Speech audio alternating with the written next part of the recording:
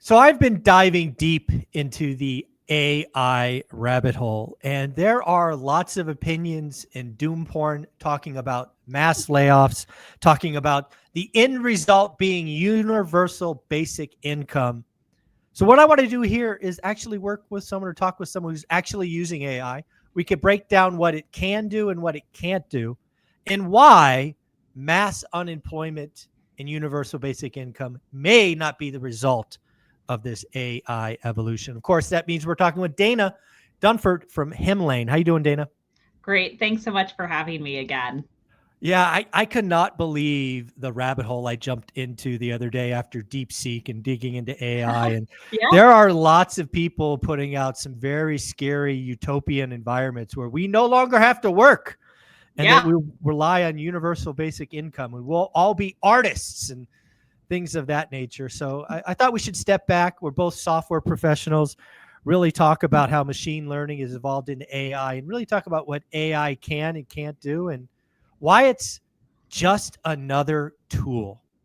Yes. So I love that point because it takes you back to the Industrial Revolution, right? And remember they said, oh, there's going to be mass unemployment. And you actually didn't see that. Still today, jobs have been repurposed. But I think it's really important for you and your children, if you have children, to think about what will get replaced by AI and what won't, and then encouraging your children to move to the direction of things that won't get replaced by AI. And the other thing I think that I've seen way too many companies do, especially tech companies, is they haven't broken it down into basically what I'm about to share with you, which is context. So, like high context, low context, and then high complexity versus low complexity, and thinking about every single thing you do in your job or your day and what can be replaced by AI and what can't be. And let me give you like a perfect example before I take you through this framework. A perfect example is troubleshooting. I had mentioned, hey, we have humans. We also have our chatbot, but it's very streamlined and structured of how it goes through and does troubleshooting. I said, there's some companies out there saying they're using AI to do troubleshooting. Should we do that now? And the answer is actually no. That's actually still something at this moment that we should have a human touch on to really make sure with this situation that they are thinking through everything very, very systematically. And I think the reason that's important to bring up is that you are going to get tossed a ton of AI products. It might be on the property management side, like us, or it may be in something else. And the question is this really going to help you, or is this going to cause more damage and more harm, especially with tenants and liability, than it's really worth? And so I approach it with a lot of skepticism to say what can be done and what can't be done, because every time you're on a call, so much more comes up. Like when you're looking at for example, I mean, in the property management space, so much of it is price. And so when you're talking to a service professional and they're like, yeah, it's a $75 service call. Well, there's a big difference between a $75 service call that gets applied to the work if you decide to move forward, or a $75 service call. And then on top of that, there's going to be work being done. And so there's a lot of this distinction that goes into it. And I actually think that the AI can do more over time, but you actually need to come up and bring your own knowledge base into it and what to actually refine it and make it better. And then there's certain things where you say, hey, you know what, this is really much better left with a human. And so I'm going to go ahead and just share my screen here and show you guys a little bit about what I'm talking about. Okay, can you see my screen? I can. Okay, great. So we had looked at DeepGram with Twilio. Twilio is just a call, like online calling that you can do. Twilio also does text messages and stuff like that. And then Hemlane, and how do you combine all three together?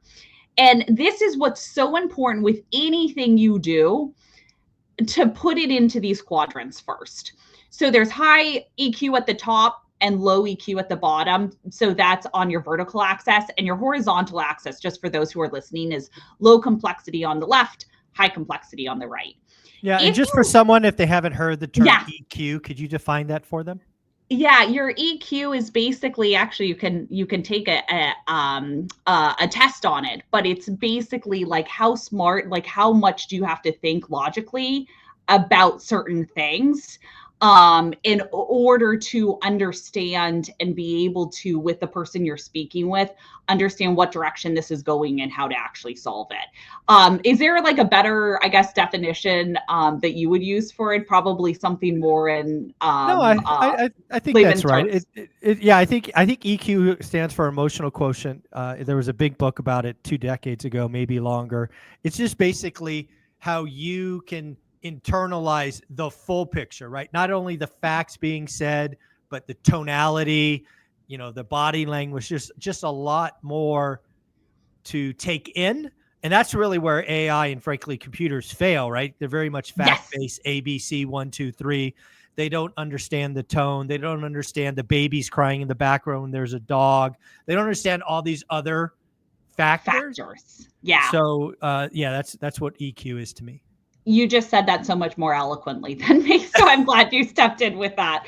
And actually, but I love that you mentioned that, because you're right. When you think about something like giving tenants an eviction warning, there is a huge amount of high EQ that's needed for that. This is someone's home, right? This is where they live, and really understanding how they're going to react to it, the types of options you give them and how you present them is incredibly important to make sure that you're going down the right path. And that's where you're right, you need a human with that high EQ.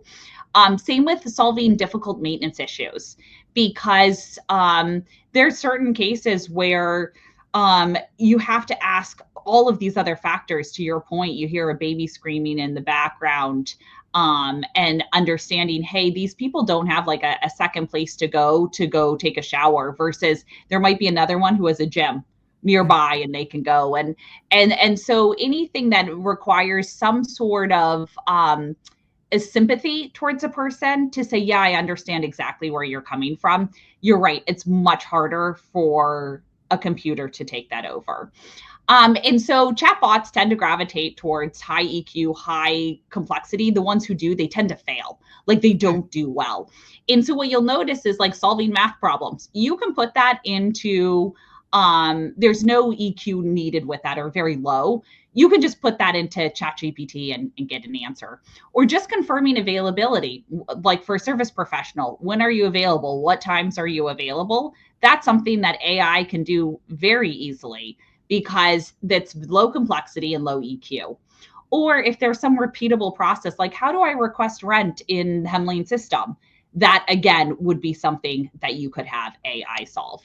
So if you look here at like a case study with it, of how long we break down what it is and how long people spend on calls and all of that, to say what is broken down and what could be covered with AI and what couldn't. And I'm going to very quickly take you to the next one, because in this, what you do is we've taken all of those things that were that high context, so that high EQ, and basically said, how do you actually take that with our own knowledge base of what we have, to bring things closer down to low context of what is needed? And how can you go ahead and do that and develop what is RAG, which is a retrieval augmented generation of our own system, to say how can we use that to go ahead and solve these much more complex things.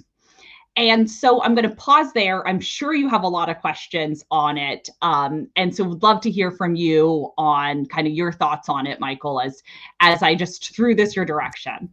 Yeah, I think there's a lot of things that we need to talk about, because again, I think there's a lot of fear out there that AI really is going to lead to mass layoffs, unemployment, Mm-hmm.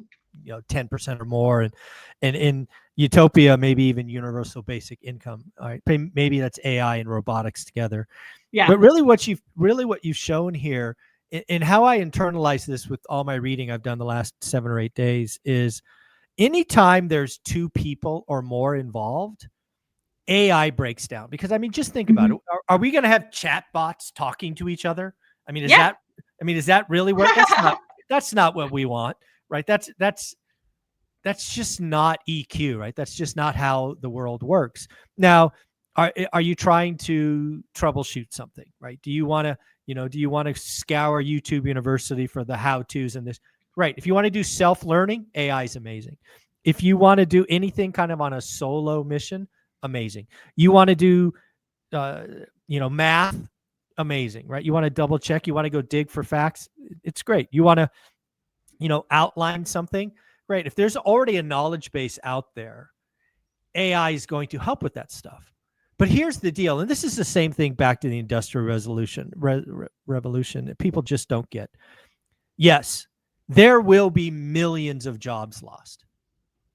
But I'm willing to bet, just like every other time in history, that more jobs will be created, and they will be higher value jobs.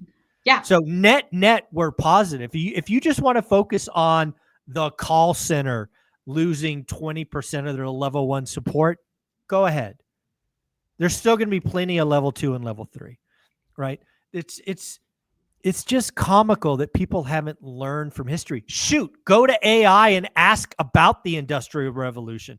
Ask about the crazy quotes. Ask about Bill Gates saying, I don't know why we need more than 7 computers, right? I mean, come on, like go back to the .com era and it was going to kill marketing. Has anybody seen marketing budgets the last, 2 decades? They're not smaller and there's not less of them. Yeah. It's just wild we haven't learned from history. Yeah, no, I couldn't agree more on that. And with it, I think there's always, with AI, there's always this, hey, can it act like a human? And I think to your point, it's like these human tasks, even a human doesn't want to do. The number of times, like, I hear from our team of like, I'm really sick of just doing these manual outreaches like 5,000 times. It's perfect. Have AI do that. Yeah. And have them actually get on the phone with people who want to talk to them and strategize about next steps. That's a perfect example, right? Because one of my first jobs in sales is I literally had to make 100 dials a day. That's how we were measured. Yep. Right. Now, why was I doing that? Because I was trying to find 2 or 3 people a day that would want to talk a little bit more. That's all I was trying to do. And then I would pass that on to the next person. Yep. Think about that. You can, instead of having, I don't know what I was paid back then, 60, 70, whatever it was, whatever I made. Now you can unleash somebody to make 10,000 or AI to do 100,000. Yeah. Then you take that lead flow to that next generation. And now those people, they made 150 grand. Yeah. Right. And now you can take these 80 grand, put them over there. You'll get more. Again, folks, AI is going to change the game. AI will get rid of the boring and repetitive tasks. AI will make research very easy. It will make creative writing very easy, but it's not going to replace what humans are uniquely good at. It's a freaking computer formula written by humans, no less. Yeah. So, yeah, the fear stuff I've been reading is very disappointing. Yeah, no, definitely. And I think it's people who don't understand AI that well or what computers and AI are set to do. And or they're just comfortable. Yeah. They don't want to change. Growth is uncomfortable. Yeah, totally. I love that. So true. So yeah, it's really exciting because I think for us, we do see a lot of these things where that middleman, to your point of dealing with 2 people and getting alignment between them, it's really hard, especially at this moment, to get AI to do it. Now, you can put our models, our humans, and what they're saying to try to get that alignment, but you still have that emotional reading component. I actually heard a really interesting thing. There's a book called How to Talk to Anyone. And I think I'm okay talking to people, but I was like, I should read it anyway. and so I am. And one of the points that it brings up is the world's smartest horse. And I can't remember the horse's name, but they were talking about the world's smartest horse. And how is this horse so much smarter than others? And they would say things like to the horse, tap your hoof 3 times or tap your hoof 2 times. And how that horse was able to do that was actually reading the emotions associated with the people watching. Hmm. So when he would go tap his foot twice and saw people go, he'd stop. Because And when he would go like this, and so it was really interesting because I do think to that point, being able to read people and understand where is this going is actually a really important, like that horse is actually a very good example of where yeah. you do need to be able to read and sense. And so I thought that was a good example Oh, as, absolutely. as we were talking about high and low EQ. Yeah, the other thing that I think is very valuable, and you got to it on that other screen, I forget what it was, RAG or whatever it was, Yeah. is this is the other thing that, again, software companies and people need to really understand. There are going to be advanced AI models. Think about the best of the best. But where it becomes valuable is when you tailor that to your environment. In your case, you have your own, processes and procedures and data sets and all of that.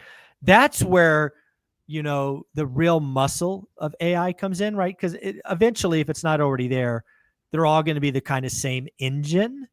And then Mm-hmm. you're going to be able to add in what is unique to you. In this case, we're talking about him lane and property management. But I believe AI is eventually going to be custom to the person or maybe the household, right? These are important things for us. My daughter's allergic to gluten. My son, bee stings. I mean, whatever it is. And it's just going to collect household information. And that's going to make it even more powerful. But again, it's just facts. It's Yep. just raw horsepower, and then your life will be better because it'll make recommendations, or it'll talk about high pollen content, so your son should go. I mean, whatever. I don't know what's going on, but these are the important things I think, that AI will ultimately enhance the human life and make it more Yep. enjoyable. Now, again, some people will lose jobs, and some people have to be retrained, and this, that, and the other thing. But as a collective, I think it's going to be a net positive, and I'd willing to bet some money on that. Yeah. I couldn't agree more with you. Yeah. So obviously, Hemlane is doing a lot with AI already. You've been doing it for quite a while. You'll continue to do that. I would imagine it's all over the product roadmap. If people wanted to check Hemlane out, play with it for free, get some advertising, whatnot, where do they go? Yeah, if you want to advertise your rental to all the listing websites with just one click, or work with your tenant to do repair requests, any of that, you can go to hemlane.com. Just mention one rental at a time because you do get 20% off your first year. That's And there's amazing. also a free plan. So there's no reason not to try it. There you go. There you go. The other thing I would tell a landlord, even if you're just thinking about it, is there's a resource tab on Mm-hmm. hemlane.com that we don't talk about enough, right? We talk collectively about property management and landlord laws. Go to the resource tab, figure out what's right for you, what's going on in your buy box in your market. Dana, you're amazing. Take care. Thanks for having me.